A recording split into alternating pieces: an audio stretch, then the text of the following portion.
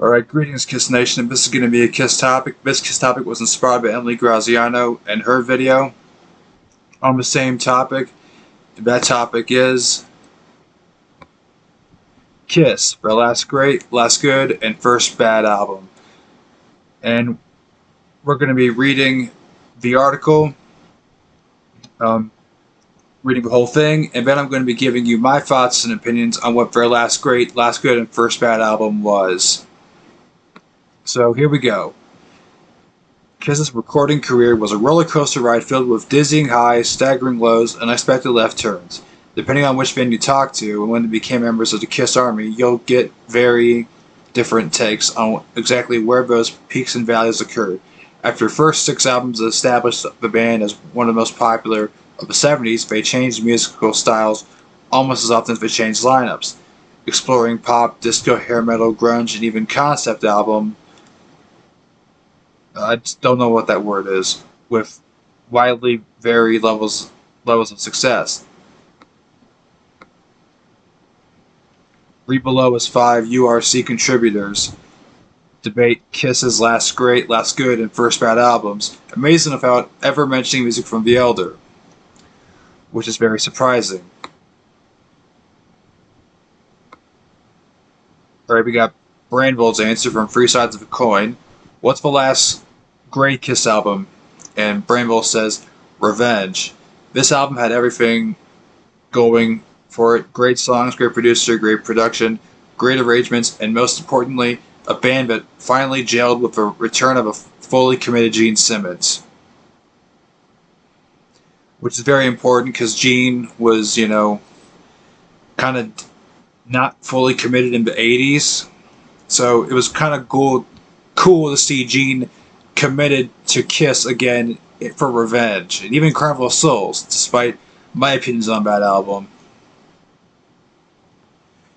We got Michael Christopher said, Revenge, all day Revenge after the hit and miss inconsistencies of the mid-80s up to including 1989's Hot in the Shade.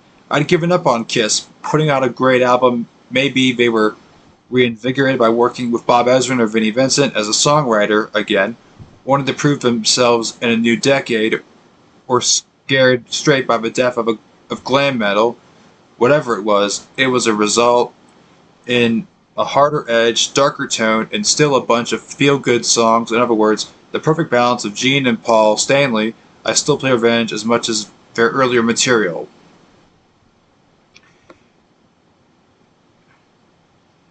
And I agree, Revenge is a pretty solid album. And here we got Ed Rivadeva.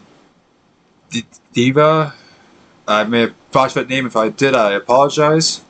Since Kiss's entire career, their modern-day business and their legacy ultimately hinges on those first 6 studio albums, plus 75's Alive, and 1977's Alive 2, I'd say their last, undeniably, irrefutably, categorically great album was 1977's Love Gun.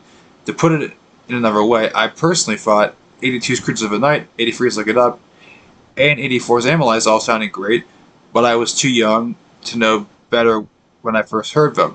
Revenge sounded pretty good, but great for the first 2 or 3 listens, too.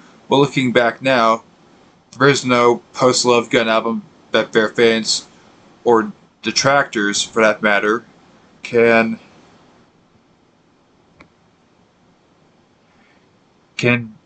generally agree on as being an undeniably, irrefutably, categorically great.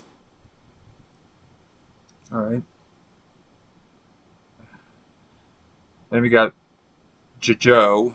I'm assuming most will say Revenge because of a return to more rockin' form, but as someone who generally does not bother with the 70s catalog, call me a heretic, I can take it. I'm going with Asylum.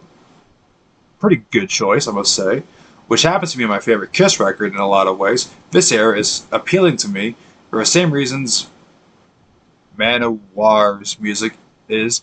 It's blatantly over the top, but in a brazen, cocksure, how could I pass up a chance to use that word in the context of the over sexualize Kiss. Fashion, but it just commands absolute respect. Forever commitment, the more metallic writing aligns perfectly for my. Damn it. Uh, where was I? For my affection for the traditional 80s metal, and hot damn, can Desmond Child write a hit? And lest we forget the music videos, I agree. The music videos for the songs off Asylum were pretty good. Hospital beds with car grills and headlights all night. I have no words for that. Same, same. The music videos I saw of Exposed are pretty good.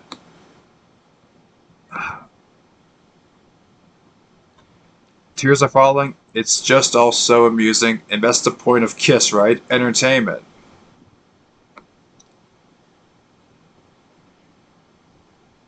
All right, we got Matthew Wilkening. He's gonna have his few words on this.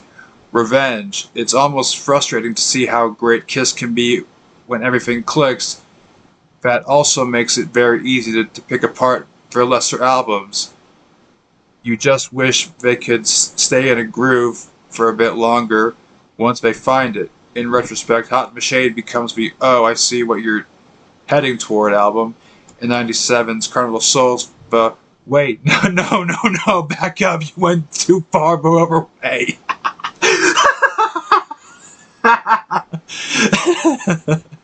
Yes. Yes, it is.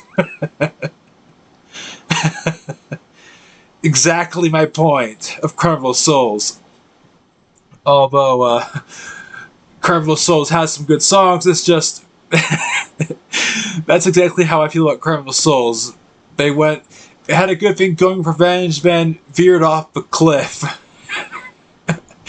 Holy shit, that's funny. Alright. Uh, what's the last good Kiss album? I think Hot in the Shade was the only good. Too many songs, no producer. The album needed some outside help to make it more than just a good album. Okay, that's fair. Trying to get back to their original sound worked for Kiss in 2009 Sonic Boom almost as much as it did for Van Halen on A Different Kind of Truth. Alright, like, Sonic Boom was good. And it's fair to say Kiss was trying to get back to their original sound in Sonic Boom 2009. It was like, because it was what worked for them. People tuning out because it wasn't the original lineup really missed out. It was classic Gene, I'm an Animal, and Paul, Never Enough. And while it didn't need individual vocal performances by Tommy Fair and Eric Singer, I get what they were going for. Peter and Ace were involved so little musically on earlier records, but it was easy to look past that flaw. These days, it makes total sense thematically that they would keep a song from Sonic Boom in the set, even on the most recent tour, as it just fits. Yeah, but the problem is that that's the one song that they keep using, and they don't go with other songs that the current lineup has done. And I kind of wish that they would actually add more songs from the current lineup and not just reusing Say Yeah. As a fan of the current lineup, it kind of makes me burned out on hearing just Say Yeah. I'd like to hear maybe Hell or Hallelujah or Back to the Stone Age, when maybe that might be a bit too deep, or maybe Wall of Sound. They did play Wall of Sound live. They played Long Way Down live. That was like one and done. They let Eric Singer sing All for Love of Rock and Roll live. Again, one and done.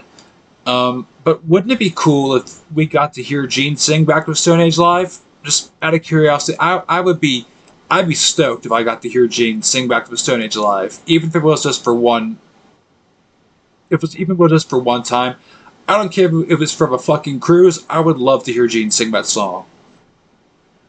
I would not mind if I heard Gene do all the sound for the cruise again. Just the fact that if they're doing it for the cruise, if they're doing it at all, I would love it.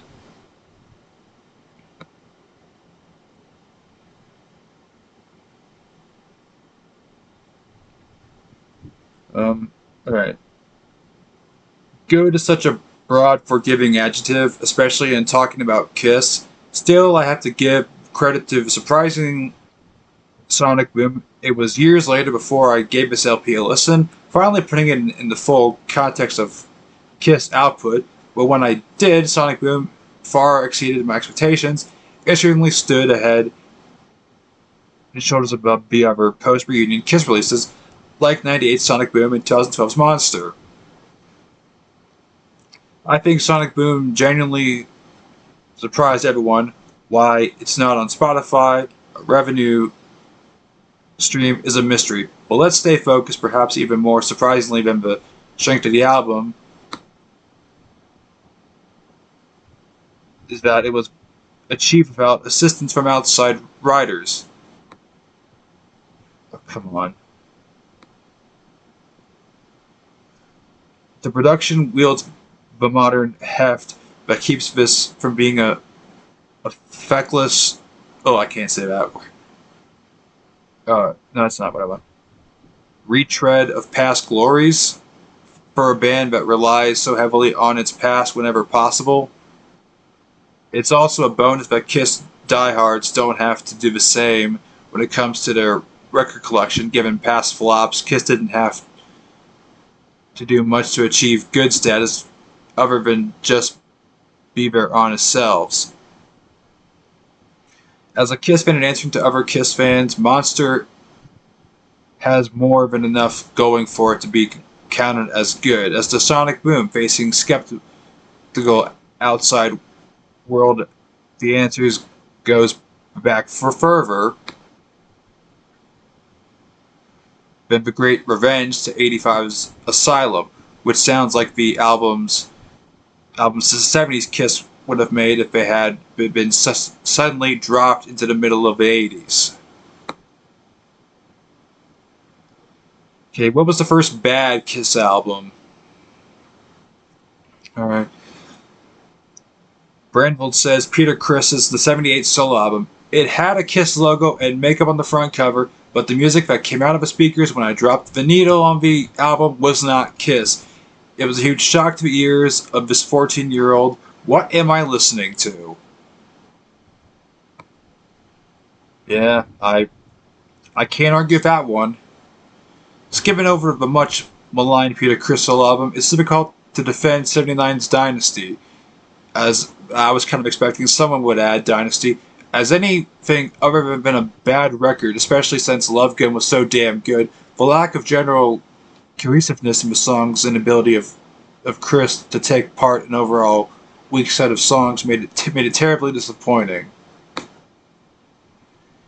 But the bright spots of are there. Sure Knows Something is excellent, but looking back now, it's the obvious beginning of a multiple album rut. Based on my previous argument, I should probably go with Dynasty because it effectively ended the career deafening winning streak, culminating in Alive 2. But since I'm slowly building my case for commitment to a mental health institution, I'll also point out that 1975's Dress to Kill was full, widely documented flaws. Neil Bogart's production and constant material, even lack of enough material, most of which have been acknowledged by the band itself, not least because they set up triumphant story of Alive as career-saving and vision-vindicating miracle. Alright. As someone who already admitted to having no alliance to the '70s catalog, I was born in '89. If that excuses anything, I don't think you want my honest answer. Objectively, the correct response is Dynasty, right? Even though it spawned one of their most successful and enduring hits as the band changed teams, started playing for rock's rival, disco. It's not just bad because the songs are rather unlistenable. It's bad because Kiss, after finally finding significant success, turned their back on their entire fan base and chase money and trends just as hard as they chase women. You can't honestly say you want to rock and roll all night if you got roller skates strapped to your feet and a disco ball over your head when the sun goes down. It almost makes you wonder if they started a rock band because that was the cool thing to do at the time. Okay, maybe that's pushing it too far. Huh. Dynasty has a few great songs, sure know something. Should have been an even bigger hit than Else Me for Loving You, but is it just a disjointed, joyless mess overall? Wow. Everyone hates Dynasty in this fucking article. Wow. It seems to be the point at which many fans checked out permanently, which is a shame because albums like 80s Unmasked and Creatures of the Night deserve more attention. Alright. What was the Kiss album that just missed being good? Alright. Monster. All of us needed was a real producer such as Bob Ezrin, Eddie Kramer, or Michael James Jackson. I think a legitimate outside collaborator would have put the final polish on the songs to make this a really good album. I truly think Carnival of Souls could have been a good album were it given the proper level of attention. Had Paul and Gene not gotten distracted by the reunion of the original lineup, they had momentum from Revenge carrying them on songs like Hate, Jungle Master and Slave. While Childhood's End was refreshingly different in a good way, the rest feels hastily thrown together in order to combat the prospect of losing money and bootleg copies flooding the market. It's an album of unrealized potential and could have been good, if not great. I'll give Hate, Jungle Master and Slave. They're good songs, but the rest, some of the other songs were okay, but there were some I just could not get into. And I don't know if that was because like some of the songs felt rushed, or just because that's the way they would have sounded even with an actual producer. I honestly don't know.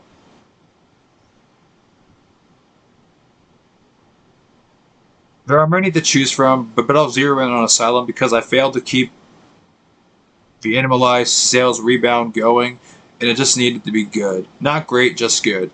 To do so, I'll tell you which album just missed being great, and that was 76's Rock and Roll Over. That's a bold statement to make. I kind of think Rock and Roll Over is great. It was arguably a more consistent record than the same year's Destroyer, but lacked that one signature hit single concert staple to take it to the next level. Well, Dr. Love is the concert staple that they played now. They should have played that on the Rock and Roll Over tour, but they didn't. They did it on the following tour. They did that and Making Love on the.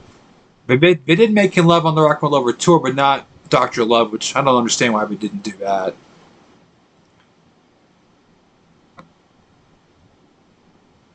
Crazy Nights went too far in Kiss's attempt to write for the charts rather than the fans. I'm completely understanding of why the band that made a disco album would strive for Bon Jovi level hit making, especially when it was the time to cash in that kind of thing. Just look at what A&R legend John Calendar pulled off with a revamped Whitesnake that year. There's so much bubblegum pop in the songwriting that the production couldn't possibly stand a chance at being remotely heavy or aggressive. The sticky sweet Turn On the Night and dreadful My Way wouldn't be so offensive if they were willing to show off as much muscle as Paul was with his tattered shirts. Unfortunately, all of this overshadows some really excellent tracks. I'll Fight Hell to Hold You, No No No, and Hell or High Water.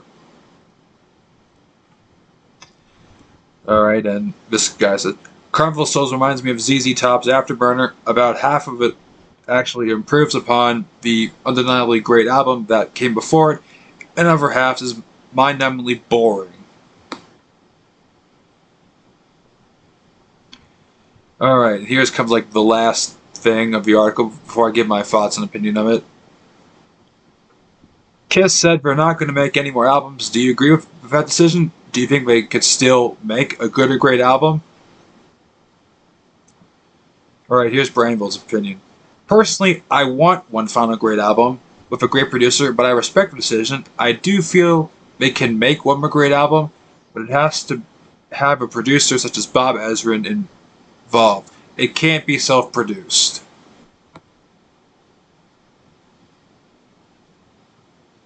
All right, well, I think all Kiss fans would want to have one more album before they call it quits. Or maybe they'll have one final album after they're done touring. I don't know how that would happen, even if it would happen, but Kiss's albums with Sonic Boom and Monster, excuse me, they've all been self-produced. So I don't know if they did one more. I don't know if it would have a producer. I'm betting Paul Stanley would produce it himself.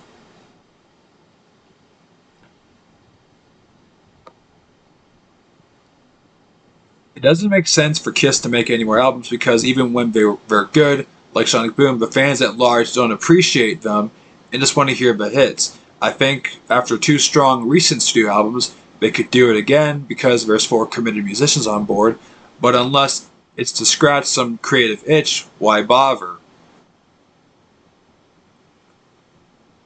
Alright. I think Kiss can make another good, not great album, but I do agree with that decision because a new Kiss album isn't just necessary, it's utterly irrelevant. More so than any other classic rock band.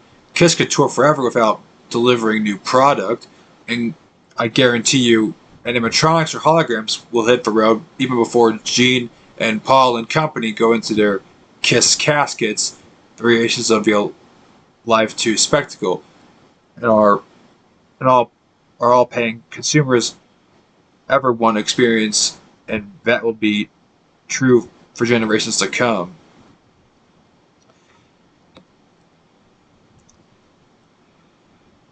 There are so many things other than a new album to put the Kiss name on. There would have to be demand, and if there was, we'd have a new album by now. This is also true.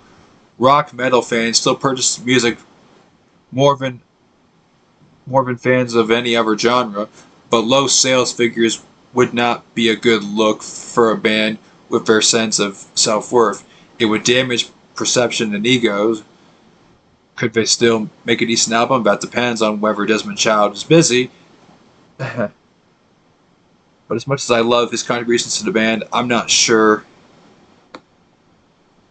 I want the guy who co-wrote Bang Bang You writing lyrics for horny men in their 70s. That's funny, but I don't believe Desmond Child had any involvement in the last two albums. It was just the four guys writing songs together. No outside help whatsoever. And I get the feeling that these people that are involved in this article don't like that. I'll get my thoughts and opinions on that after that. After I'm reading this, and I'll tell you what my thoughts on what the last great and last good and first bad was on this, and I'll tell you if I think Kiss still has it in them to make one final album, whether it's good or great or not. It's their decision, of course, but selfishly, I wish they'd keep at it. Sonic Boom and Monster could have been the start of another chapter instead of the end.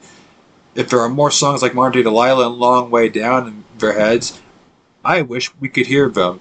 And as admirable as Stanley's self-written and self-produced mantra was for those two albums, of course, you'll want to hear Kiss team up with Ezrin again.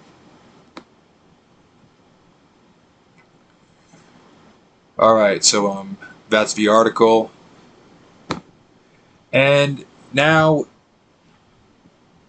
it's time for me to tell you what my last great my opinions on what the last great, the last good, and the first bad Kiss albums are.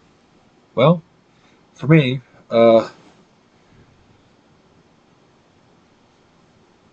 the last, I guess, the quote unquote great Kiss album would probably be Revenge. Um, uh, Revenge had like a lot of awesome kick-ass songs like Unholy, I Just Wanna, Thou Shall Not, Paralyzed, Heart of Chrome, just a lot of really cool songs. And Gene was committed to being, back in Kiss and writing some killer songs. Um, Hot in the Shade, he wrote some halfway decent songs. Like Betrayed was like one of the ones that sounded like a really decent Gene song. Cadillac Dreams, it sounds like Gene, like sings about money, but Revenge sounds like the Demon Gene, not like '80s Gene, but the Demon Gene. Um,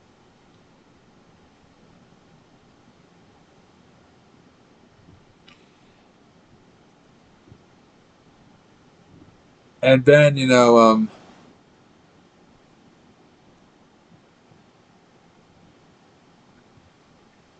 last good one. Uh, it's kind of a bit hard, but uh, my pick for that one is Hot in the Shade. Like Hot in the Shade is pretty good. There's some songs in there, but a lot of songs in there I've kind of grown to appreciate over the years. Like Prisoner of Love. I never liked that song as a teenager, but as over the years I've kind of grown to appreciate it. Um, like I said, Betrayed is an awesome fucking song. There's Read My Body, which is it's whatever. I don't I will listen to it, but it's like if I had to skip it, I'll skip it. Forever. If you've been around my channel when I've reviewed tribute albums and they have the song Forever, or when I've reviewed Hot in the Shade, um, I just I just can't get into the song Forever. It's not for me. It's just not for me. Um, then we got Street Give 'em Street Take 'em Away, awesome song.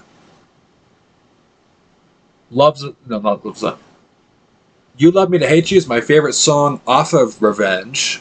Not off Hot in the Shade. Got my albums mixed up. Sorry. Uh, that's like my favorite song of Hot in the Shade. You Love Me to Hate You. Always have loved that song. That's a fucking kick-ass song. Silver Spoon is awesome. King of Hearts is awesome. So yeah, that's fucking kick-ass. Now, what is the bad Kiss album? Uh, well, for me, it's like I guess an honorable mention would have been the Peter Criss one because yeah, that's a piece of shit. But the one that really did it for me was Carnival of Souls.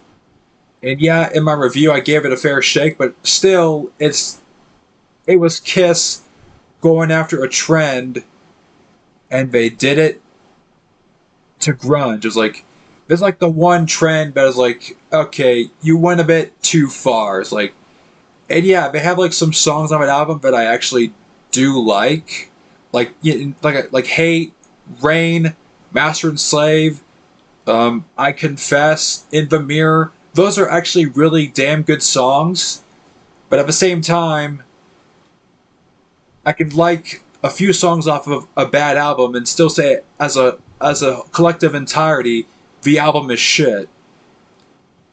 And yeah,